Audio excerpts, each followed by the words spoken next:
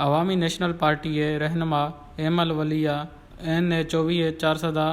शिकस्त सरा रद्दमलाम गुश्त के 10,000 वेझो जाली वोट शिथंगश वोट जी तस्दीकी लाइ इलेक्शन कमीशन रऊना ट्विटर सरा एक बयान एमल वली गुशैया के तारीखी तौर सरा एंदा हमेशा इंतखाबात मैनेज कया मर्छी भी हमें भी है यक शफ़ा पहिरों ही ॿुधा त चङा के सूबाई हुकूमत वोटां ख़रीद कनंगे और बोगस वोट ही साजिश रांबी में एमल वली गुशैया के आइडियो कॉल से सबूत मौजूद हैं हमारी हम धांधली मुकम्मल मनसूबा बंदी भी हैं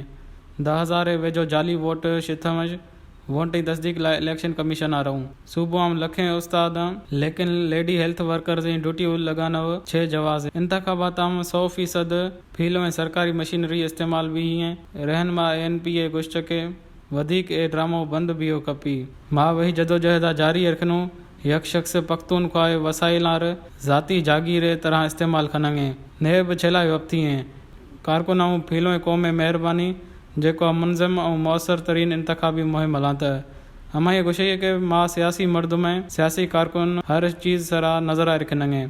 और वही सियासी सफ़रा जारी रखे ख्याल रही NA 24 ज़मनी इंतखाबाम PTI chairman Imran Khan अवामी नेशनल पार्टी रहनुमा एमल वली खानार 10,233 वोटा शहरां था।